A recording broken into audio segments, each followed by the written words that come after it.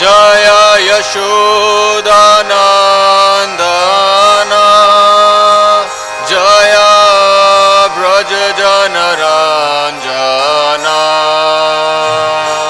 Jaya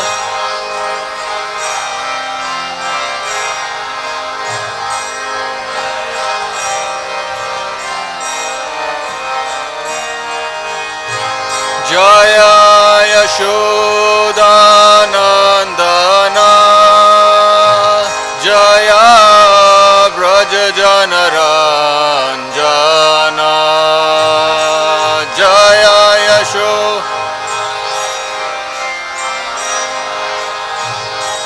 Jaya Vraja Janaranjana Jaya Yamuna Tiravanachari Jaya Kunja Vihari Jaya Yamuna Tira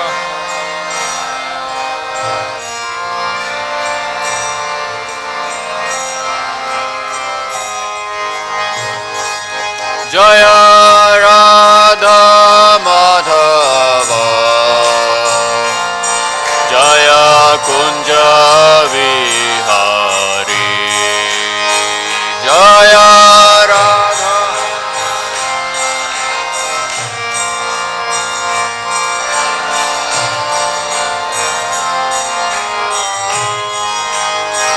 Hare Krishna Krishna Krishna Hare Hare Hare Rama Rama Rama Hare Hare Hare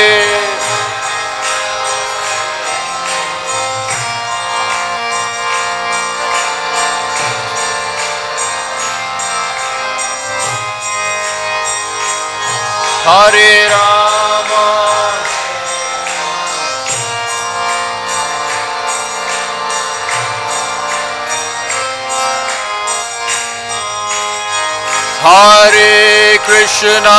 Hare Krishna Krishna Krishna Hare Hare Hare Rama Rama Rama Hare Hare Hare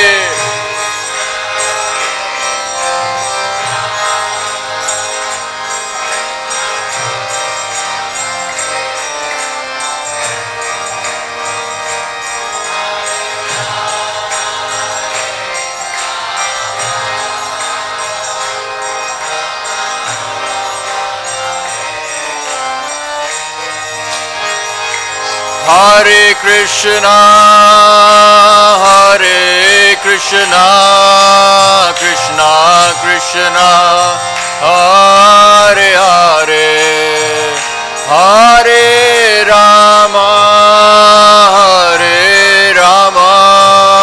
Rama Rama Hare Hare Hare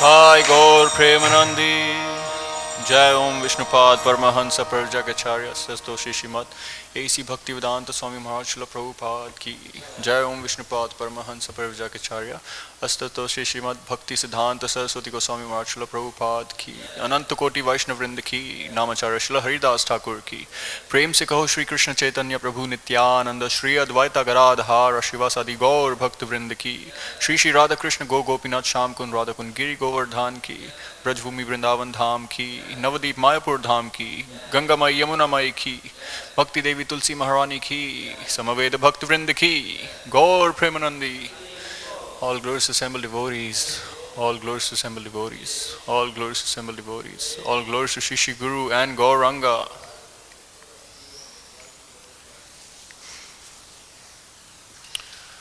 Om Namo Bhagavate Vasudevaya. Om Namo Bhagavate Vasudevaya. Om Namo Bhagavate Vasudevaya. Reading from 4th Canto, Chapter 2, Dakṣa curses Lord Śiva, text 19. Niṣidhyamānaḥ sa sadasya-mukhyair dakṣa giritrāya visṛjya śāpam tasmāt viniṣkramya vivṛddha-manyur jagāma kauravya nijam niketanam niṣidhyamānaḥ sadasya-mukhyair dakṣo giritrāya visṛjya śāpam tasmād viniṣkramya vivṛddha-manyur jagāma kauravya nijam niketanam niṣidhyamānaḥ sadasya-mukhyaiḥ dakṣo giritrāya visṛjya śāpam tasmād viniṣkramya vivṛddha-manyur jagāma kauravya nijam niketanam niṣidhyamānaḥ sadasya-mukhyaiḥ dakṣo giritrāya visṛjya śāpam tasmād viniṣkramya vivṛddha-manyur jagāma kauravya nijam niketanam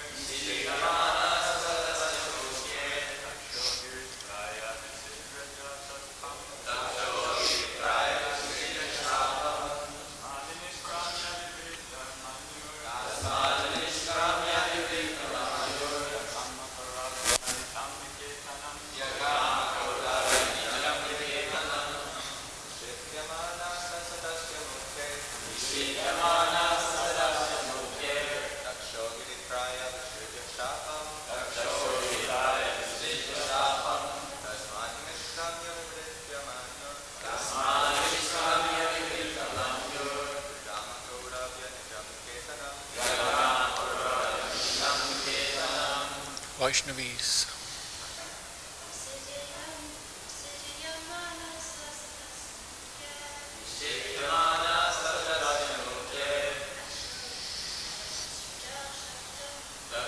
Giritrāya visṛjya śāpam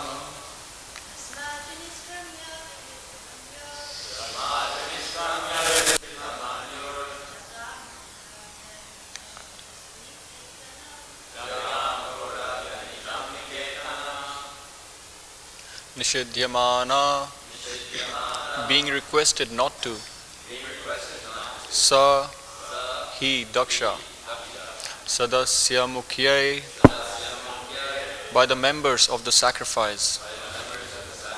Dakṣa, dakṣa, giritrāya, to Shiva, visṛjya, giving, śāpam, a curse, tasmāt, from that place, viniṣkramya, going out, vivṛddha-manyur, being exceedingly angry, jagāma, went, kauravya, O Vidura, nijam, to his own, niketanam, home. Translation and purport by His Divine Grace A.C. Bhaktivedanta Swami Srila Prabhupada ki.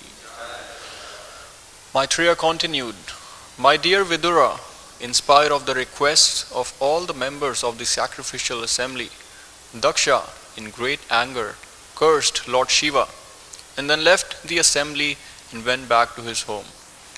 Purport. Anger is so detrimental that even a great personality like Dakṣa, out of anger, left the arena where Brahma was presiding and all the great sages and pious and saintly persons were assembled. All of them requested him not to leave, but infuriated he left, thinking that the auspicious place was not fit for him. Puffed up by his exalted position, he thought that no one was greater than he in argument. It appears that all the members of the assembly, including Lord Brahmā, requested him not to be angry and leave their company. But in spite of all these requests, he left. That is the effect of cruel anger. In Bhagavad-gītā, therefore, it is advised that one who desires to make tangible advancement in spiritual consciousness must avoid three things: lust, anger, and the mode of passion. Actually, we can see that lust, anger, and passion make a man crazy, even though he be as great as Dakṣa. The very name Dakṣa suggests that he was expert in all material activities, but still, because of his aversion towards such a saintly personality as Shiva, he was attacked by these three enemies: anger, lust, and passion. Lord Chaitanya therefore advised that one be very careful not to offend Vaishnavas. He compared offenses towards a Vaishnav to be a mad elephant. As a mad elephant can do anything horrible, so when a person offends a Vaishnav, he can perform any abominable action. Om Ajnana-timirandasya Jnananjana Shalakaya Chakshurunmilitam Yena Tasmai Shri Guruve Namaha. Jai Shri Krishna Chaitanya Prabhu Nityananda Shri Advaita Garadhara Shiva Sadi Gaur Bhakta Vrinda. Hare Krishna, Krishna Krishna, Hare Hare, Hare Rama, Rama Rama, Hare Hare. So Srimad Bhagavatam is setting the standard for us that no matter where we are existing in the material world, whether higher planets or lower planets or earthly planets, there will always be complications, there will be always path of material endeavor will always be full of difficulties. No matter how comfortable we are situated in the material world, Srimad Bhagavatam always reminds us that this is not our place. We have to get out of this place. As in the 10th canto it is stated, Samashrita ye pada pallava plavam Mahat padam punya yasho murare bhavam bhuder vatsya padam param padam padam padam yad vipadam natesham. That this place is so disturbing that at every moment, at every step, there is danger. Prabhupada would often say, a gentleman, this is not a place for a gentleman. And so by submissive hearing of Srimad Bhagavatam, we get constant reminder that don't get comfortable in the material world. No matter how good things might be looking temporarily, there will always be complexities, there will always be difficulties, there will always be danger at every step. And so over here, this pastime, Dakṣa, who is one of the Prajapatis, he couldn't control his anger because his self-respect was hurt. He felt that he wasn't respected in the assembly, and his prestige was lowered by the behavior of Lord Śiva, and because of that he got angry. So much so that he got exceedingly angry. And Prabhupada writes, as we hear, that anger is so detrimental. I was looking, the word detrimental comes from Latin detrimentum, which means loss or damage. And so literally anger damages our intelligence. We lose all our spiritual discrimination. What is right, what is wrong, what is the right way to behave.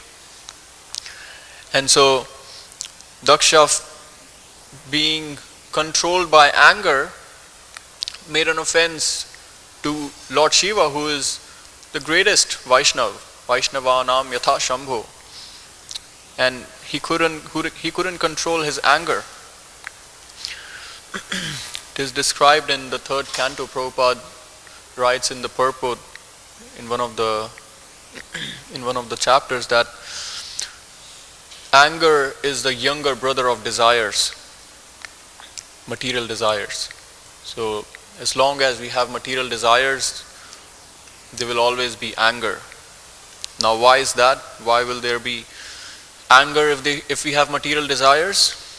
Because the nature of material desires is that they are never fulfilled. Yeah, and even if they are fulfilled, the substance, the nature of it is so dissatisfying. It's not substantial. And so we feel anger that I thought when I will reach from point A to point B in fulfilling my desires, I will feel a certain degree of happiness, certain degree of satisfaction.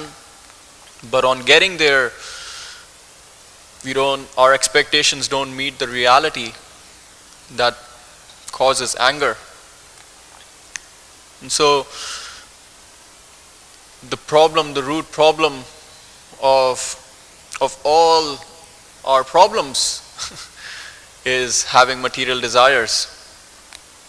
Because eventually, in fulfilling those material desires, we will be frustrated and angry. As Krishna says in the Bhagavad-gītā, that there are the three gates to hell is lust, anger and greed. Kama, krodha, tatha, lobhas, tasmāt etat trayam tyajet. That if we have to make advancement, substantial advancement in spiritual life, we have to work on these 3 aspects, these 3 elements: lust, anger and greed. In chapter 2 of the Bhagavad-gītā, Krishna tells that how this process follows. First there is the contemplation on the objects of the senses, because of which attachment develops, and with attachment we get lust for those objects. And as we mentioned, followed by lust is anger, because no matter how much we pursue material life, it's never satisfying. And the interesting thing about illusory energy is that we hear about it every day. We see it, if not in our own lives, in the lives of other people. But somehow we feel that in our case things will be different. If we do things in our own way, then yes, there will be fulfillment, there will be satisfaction of some degree. But no, that fulfillment, that satisfaction never comes. The example is given of a fish in the water or a fish outside the water. No matter how much the fish tries to pursue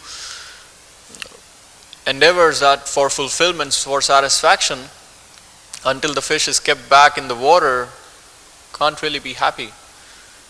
So similarly, in material existence, the whole world is working so hard. Prabhupada would often say, working like donkeys, getting up in the morning at 5 a.m., commuting for hours. We see that, that's a reality. People are working so hard, 9 hours a day, 6 days a week. But for what? Just for some insignificant sensual satisfaction, which again never really brings about full satisfaction for the spirit soul.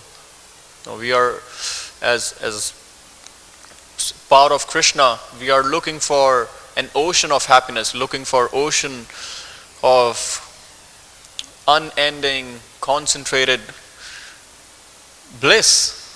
But what we get in the material existence is just a drop.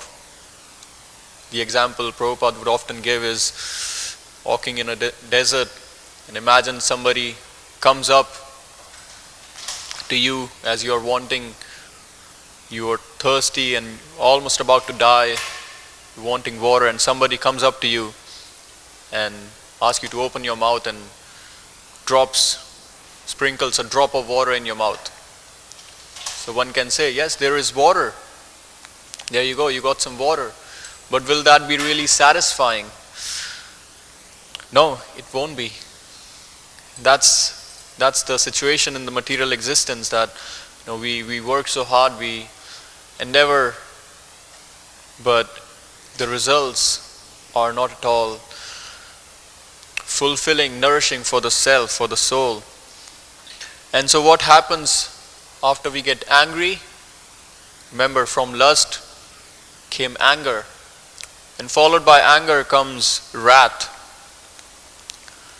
We become crazy, we become mad, and followed by wrath is illusion, sammoha. The illusion that, okay, let me try it again, it will work, if not this time, the next time. But we have to understand that the process of bhakti yoga is so powerful, is so glorious, that we can use the practice of bhakti yoga for solving all the problems of the world. Because we are not Buddhist practitioners or voidists that, okay, yes, we have to curb anger, we have to control lust, anger, passion. How are we going to do it? Are we going to sit in a room, lock ourselves, and just close our eyes, tie our hands, not really do anything in the world? Just every moment, as soon as any thought which is motivated by lust, anger, or passion arises, we punish ourselves. No, we can't really curb these emotions mechanically through some self-help practices or some kind of philosophical theory or silent meditation or this or that.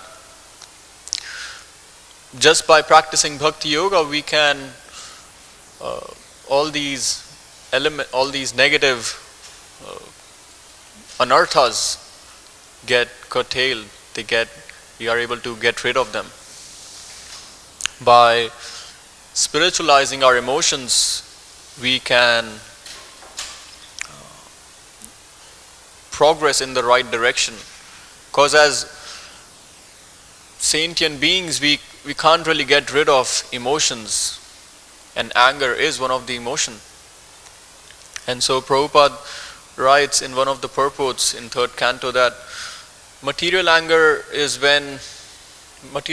arises when our desire for sense enjoyment is not fulfilled. That's when we get angry.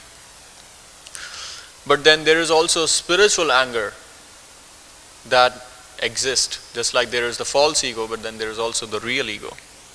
So the spiritual anger, Prabhupada says, it arises when there is restriction in discharging duties for serving the Supreme Personality of Godhead. And so we can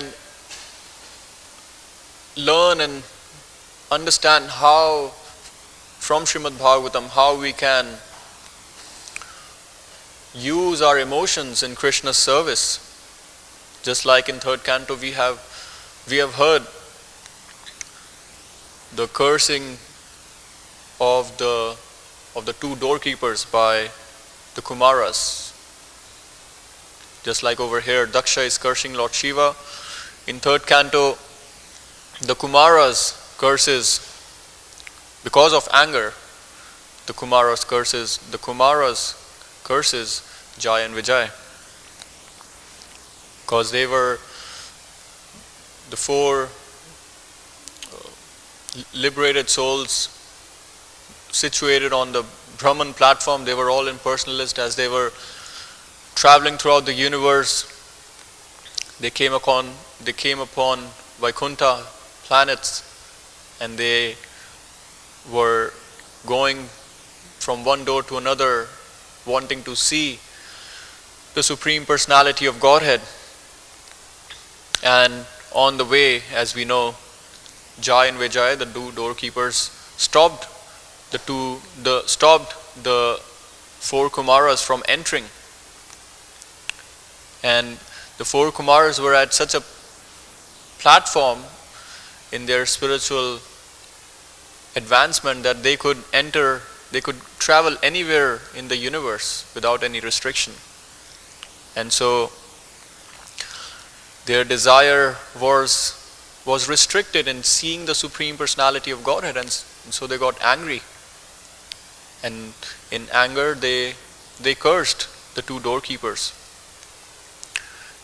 And after this whole scene happened, Supreme Personality of Godhead, Narayan, in his four-handed form, appeared. And as soon as the Supreme Personality of Godhead appeared, by the smell of the tulasi on the toes of the Supreme Personality of Godhead, by the smell of that tulsi, the four Kumaras became bhaktas, because previously they were impersonalist. They were on the impersonal Brahman platform. But just by smelling the tulasi leaves, they became devotees. And as soon as the Supreme Personality of Godhead came to sort out the situation, the four Kumaras felt regret and felt sorry for becoming angry and cursing the two doorkeepers. Of course, we know this whole pastime was arranged by the Supreme Personality of Godhead so that he can manifest his pastime of fighting fulfill his desires to fight. And so in the purport, in the third canto, the Supreme Prabhupada says that the Supreme Personality of Godhead tells Jai and Vijay that that's okay, you have been cursed, but by the mystic yoga system, in anger, you will be able to come back to me, you will be able to come back to Godhead. And in the purport, Prabhupada writes that Bhakti Yoga, by the practice of Bhakti Yoga in anger, Jai and Vijay were able to return to Vaikuntha Loka. And so we hear on further understanding from Nectar of Devotion that there are primary rasas, there are 5 primary rasas, and there are 12 secondary rasas. And of the 12 secondary rasas, anger is one of them. Just like there is chivalry, there is laughter, and so anger is one of them.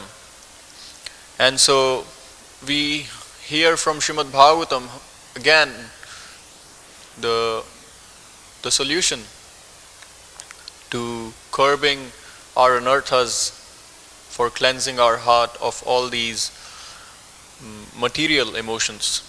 And so by using the practices of bhakti under guidance, we can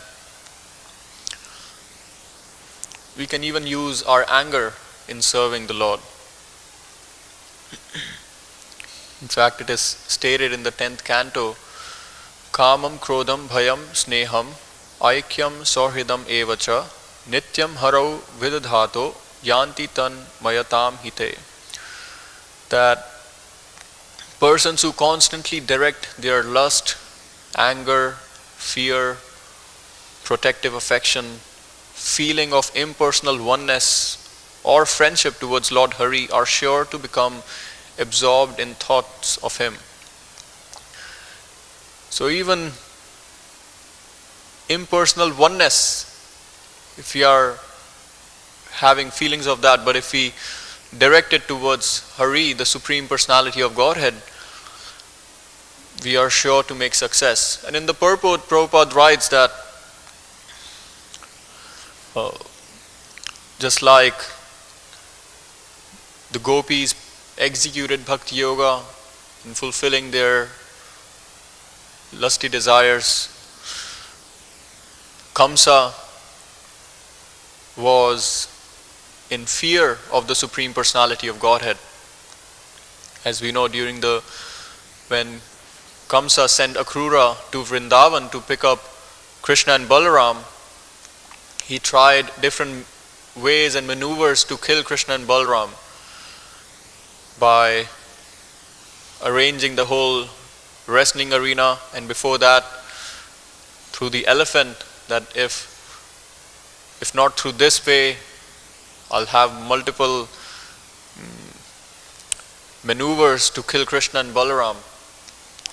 But during that whole phase, Kamsa was always agitated because he just couldn't get Krishna out of his mind. But of course we understand that was Krishna consciousness practiced unfavorably. But the point is that we can use all our emotions in the process of bhakti yoga.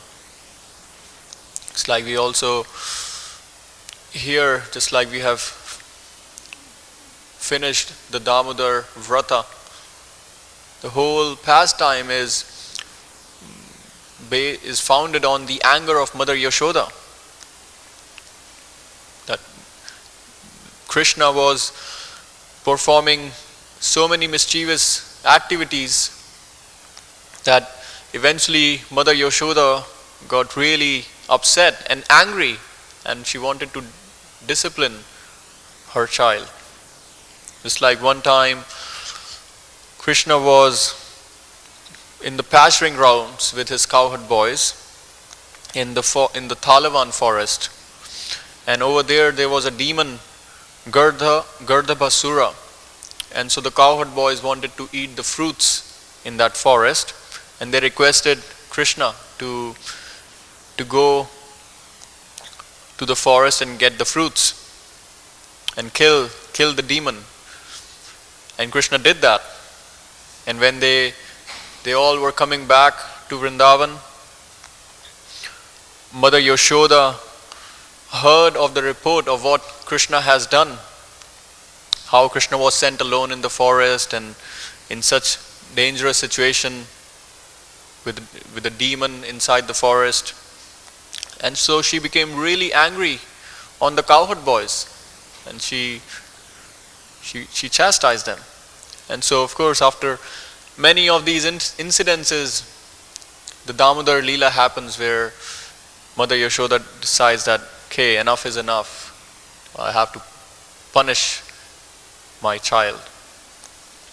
And so we see and we hear how great devotees and personalities have used all their emotions in executing the process of bhakti. And that's how we understand that bhakti yoga is is all inclusive. It can take care of all our problems. It's not that we have to go to a therapist, we have to go see doctors and psychologists for this problem or that problem. No, by properly exercising the principles, the process of bhakti yoga under guidance, we can solve all our problems. And just one Prabhupada pastime, of course Prabhupada became angry in many occasions, but Prabhupada would get really upset and angry when somebody would present Mayavad philosophy, Mayavad teachings in front of him. And so this one time Prabhupada was in Japan and he was invited by a congregation of Indians to speak, and there were other Swamis, other Mayavadis, and so Prabhupada was also invited with his disciples, with his devotees. And so in the assembly, the Mayavad Swamis, they started talking about how the Supreme Absolute Truth has no form, no hands, and so on and so forth. And Prabhupada was getting disturbed. He started to move. Devotees were telling that you can perceive that Prabhupada was just coming to a saturation level. He was just not going to take it anymore, and came to a point where Prabhupada got so upset, he just asked the devotees to jump up on the stage and make kirtan with the kartals and mridangas, and interrupted the whole meeting. And so even 50 years after this incident happened, some of the Indian gentlemen, he asked one of the devotees, one of the Hare Krishna devotees, that how is it that your spiritual master became so disturbed? You're still trying to figure it out. A Swami, a devotee should be just very peaceful, be very shanta bhakta, let whatever happens always be calm and composed. But no, we saw how Prabhupada showcased anger when his beloved is being criticized like that. And so we can surely use our anger to protect the devotees. We can surely use our anger towards the society for not giving the knowledge of Krishna to people, because of which there has been so much chaos, so much turbulence in the world. We can become angry for the way the society is molded, because of which people are committing sinful activities day after day. Just recently I was doing some research for a talk on plant-based lifestyle, and it was really just sad and shocking that every year 83 billion animals are killed every year. That means 200 million animals every day are killed. So every minute 200,000 animals are killed, just every minute. It's like that. So we can become angry, and we want to use our anger for doing something productive in bhakti. See, when we get angry materially, the immediate thing to do is react. We just right away we want to blaspheme, just put our heart out. How can you do this to me? This or that, the other. But spiritual anger, we are able to focus that narrow vision that anger creates, and we are able to use that in responding in a progressive manner. It's like we should be disturbed, we should be angry that every second 10 cows are killed. Means every minute 600 cows are killed every minute. Every year 293 million cows are killed in the world. So we can't really subdue our anger just by every time we get angry or lusty, just remind ourselves, don't get angry, don't get lusty. Just mechanically it won't work, but we have to redirect our anger in bhakti yoga, and that's how we can make substantial advancement. So we'll stop here and see if senior devotees have any comments or questions. Hare Krishna, Prabhu. Thank you for your class. So, I was noticing that when you were mentioning Mother Yasoda, how she used her anger and the whole pastime of the mother was happening. So I was remember how in Nectar of Devotion, Prabhupada quotes Jiva Goswami, explaining that actually the anger of Mother Yasoda is not under the modes of material nature.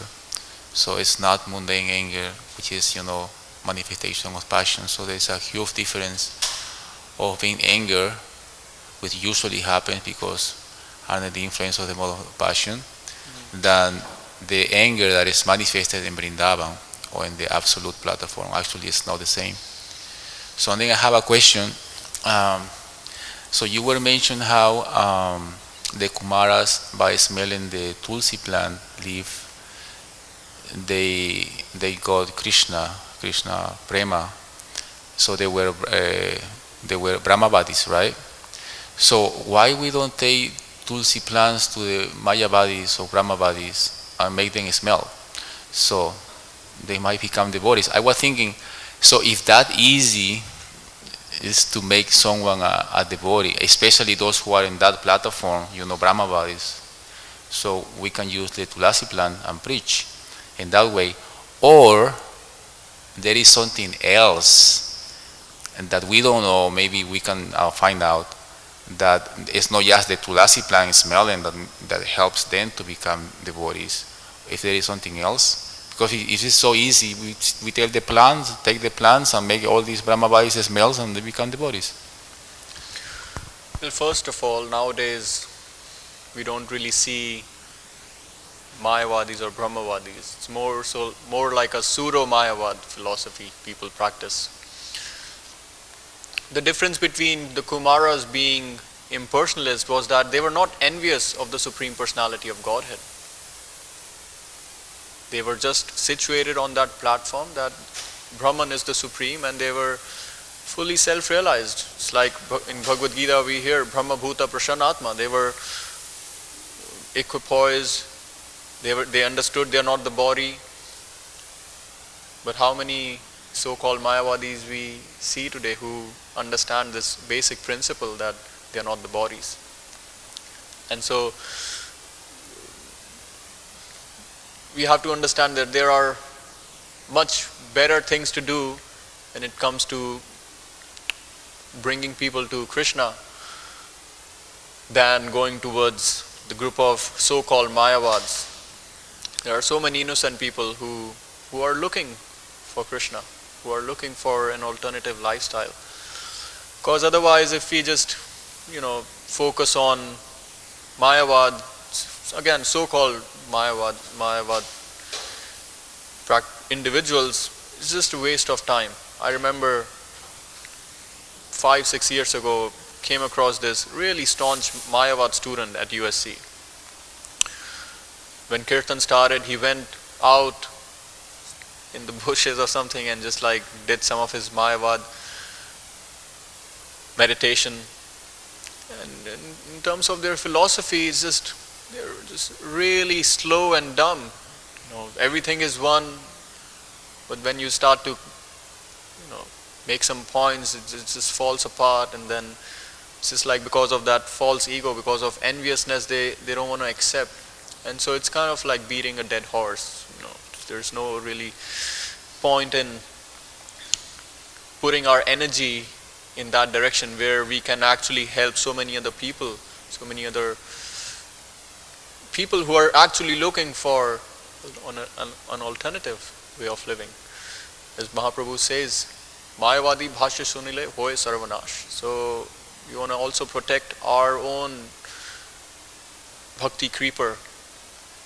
And so that's why when we take guidance from seniors, then we are able to make that discrimination, how we can, where we should put our energies, how we should execute bhakti.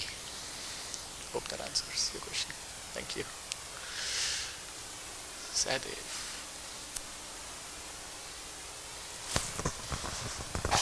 Thank you, Prabhu. Yeah, I was just reading Ohari Krishna Airport, and there's like so many examples of devotees using like righteous anger to defend other devotees. And for sake of time, I won't share any, but it's great to investigate. Tranakarta Prabhu, the author, he got into many fights, and even the police were on his side, and they were happy that he was fighting people who were antagonistic to devotees. Something that I've experienced, especially preaching, doing book distribution, and in general in my life, I'm kind of like, it's difficult for me to say things that disturb people, or I'm really afraid of conflict and things like that, but I still feel anger. I still feel angry at other people. I still make offenses to devotees, through my whatever microaggressions or passive aggressiveness or actually doing offensive things. But then when it comes to like people who actually deserve to be chastised, like one time I was distributing books at CSUN, and there was a girl, she was like, "Oh, I'm Christian, I don't like any of that, that's all nonsense, trash." And I was just like, "Oh, okay, have a good day, bye-bye," But I should have just been like, "You rascal, what the hell are you talking about? Like, you're so stupid, like, you cannot say this." I should have she really deserved to hear something like that. But still, I couldn't do it. So how can, I kind of like transfer my anger from just being offensive to devotees and other living beings to actually concentrating it where it needs to be used? Well, becoming aware of that is the first step in itself. Earlier you might not even have seen in the beginning days when you started practicing Krishna consciousness, you might not have even noticed that you have this kind of behavior. The amazing thing about bhakti is that it even helps us understand our material psychophysical nature. It helps us understand what our proclivities are, how we can use them nicely. And so just by you becoming aware of that is in itself, you're working on that aspect, on how you can show your anger or not show your anger in the right way, right? Sachitanand Prabhu. Thank you, Prabhu. There are many factors to analyze sometimes in this regards: time, place, and circumstances. And even one time also we heard this Prabhupada's story where he was preaching, and then in his entourage there was there were some nuns, I think, and listened they were listening to the preaching. But one of the men there was Indian, that was coming actually with the devotees, and then he got angry to Prabhupada, saying like, "Why are you teaching this philosophy to these people here?" And he went on and on and on and on, and the devotees were like amazed. How come Prabhupada doesn't react? And then later on, they asked him, "Prabhupada, what's going on? What happened?" He said, "Oh, probably in my previous life I did something, that saying in his humility that I deserve." So that was one just particular thing. Of course, we know that many other times he acted differently. So time, place, and circumstance. And for someone who is a beginner or neophyte, I remember like maybe 45, 6 years ago, when I started beginning meeting people and distributing books, I will get angry, but then I realize it is all my previous, things, my ego. I could detect, it's actually me. Like, why did I get angry? To attach and also mixed with so many envious things. So now I want to mention something interesting about the pastimes of the Kumara. You mentioned the Kumaras and Jai and Vijay when they got angry and they curse.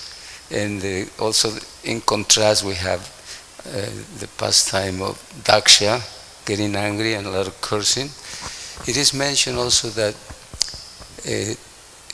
anger among saintly people, it becomes a divine arrangement for the Lord. The Lord comes and uses that as a pastime and lila to balance the universe.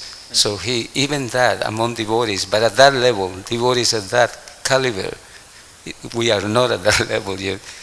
I mean, so even anger among saintly persons turns out to be a divine arrangement, and the Lord turns it into a pastime to teach the world. Yeah, it reminds me of Narada Muni coming angry at the sons of Kuvera, and because of Narada Muni's anger, they got delivered. And so the anger of pure devotees is on the absolute platform. It's for the ultimate benefit. And on the point of showing anger and controlling and so on and so forth, my spiritual master always says that bhakti is a guidance culture, and so we have to take guidance at every step in bhakti. We can't really just think, oh, okay, I'm chanting Hare Krishna, I'm reading Prabhupada's books, I can just do it on my own. No, we should have seniors and mentors that we take guidance from. Otherwise, what's the point of having this society? What's the point of associating with devotees if we don't take guidance? We can't really see bhakti as a black and white thing, like do this, don't do this. It's very dynamic. Okay, we'll stop here. Srila Prabhupada ki, Granth Srimad Bhagavatam ki, Gaur Premanandi.